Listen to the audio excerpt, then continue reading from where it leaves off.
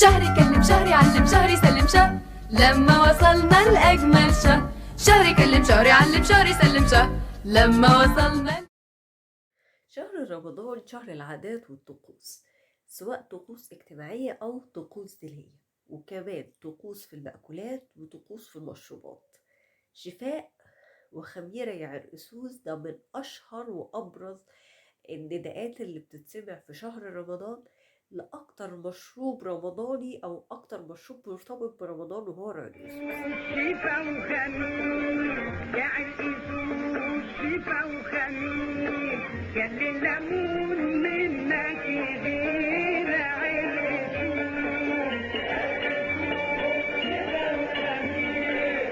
ابتدت العرقسوس منذ زمن بعيد جدا بشهر رمضان والصوم، وده لأن العرقسوس من المشروبات اللي بترطب على الصايم بعد الفطار وبتعوض العطش اللي كان بيحسه طول فترة الصيام. العرقسوس أو نبات السوس هو عبارة عن نبات شجيري معمر بيزرع في أماكن كتيرة في دول العالم، وأشهرها مصر وسوريا وبعض المناطق في آسيا وبعض المناطق في أوروبا.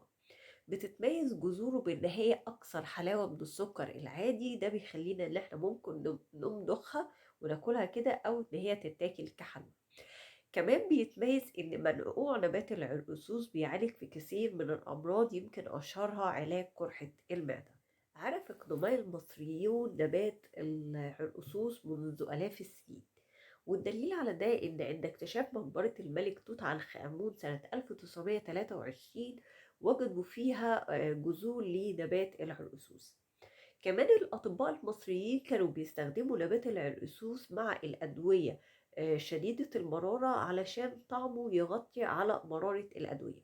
أشهر الأمراض اللي كانوا بيستخدمها الأطباء المصريين هو كان أمراض الكبد والأمعاء. كمان الطبيب اليوناني سايوكرياتوس كان بيستخدم جذور العرقسوس في علاج بعض الأمراض زي السعال والربو والعطش الشديد. بائع العرقسوس ده إحدى نجوم شهر رمضان، بيتميز في عاداته وطقوسه الخاصة، من أول لبسه اللي بيتميز بيه البنطلون الأسود أو السروال الأسود الواسع، الطربوش اللي بيكون لابسه، الجاكيت او الهدوم المزركشه بالوان معينه وفيها الاحمر بيكون غالب. كمان بنلاقي ان في ايده ادوات نحاسيه كده بيحركها عشان يعمل الصوت الشهير بتاع العرقسوس حتى من غير ما يغني ومن غير ما ينادي. مجرد حركه الحركه الادوات النحاسيه اللي في ايده دي بتقول ان في بتاع عرقسوس معدي في الشارع.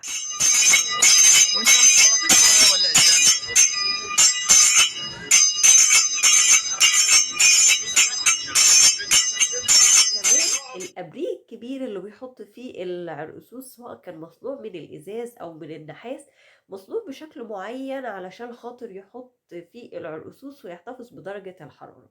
كمان هنلاقي إن الأدوات دي كلها مربوطة على وسطه بحزام أسود عريض برضه شكله مميز عشان يقدر يحط الأدوات النحاسية في الجنب لما بيكون بيصب لحد. وطبعا طريقة ترصيص الكوبايات بتاعته اللي برضه بيحطها حوالين الإبريق. هو كله على بعضه كده يعني عادات وتقاليد وطقوس، هو لوحده كده طقوس أو شكله وهيئته كلها طقوس.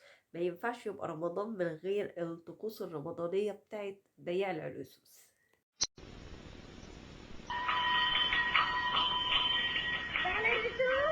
يا نعم.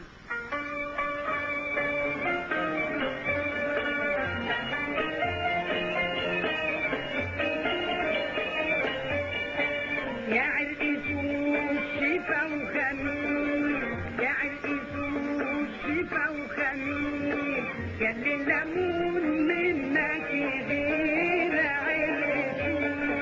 بيتميز العرقسوس بقدرته على حفظ الماء داخل الجسم، وده يمكن السبب الرئيسي في اللي خلى ان العرقسوس ارتبط بشهر رمضان، لان الناس لما بتشربه في السحور ده بيساعدها ان هي ما تشعرش بالعطش طول فترة الصيام. العرقسوس مشروب ملكي معروف منذ اكتر من 4000 سنة، لحد لما جه الفاطميين مصر، ساعتها اتحول لمشروب العامة وارتبط بشهر رمضان. العرقسوس ليه فوائد كتيرة وليه أضرار، عشان كده واحنا بنشرب العرقسوس في رمضان نخلي بالنا عشان الأضرار ما تضرناش. بتاع العرقسوس، هات لي كوباية والنبي يبل ريقي بعد الصيام النهاردة. حلقة النهاردة، ما هي السورة التي نزلت كاملة؟ ما هي السورة التي نزلت كاملة؟ مساء الفل. إلى اللقاء يا أصدقائي، أشوفكوا بكرة في الفزورة.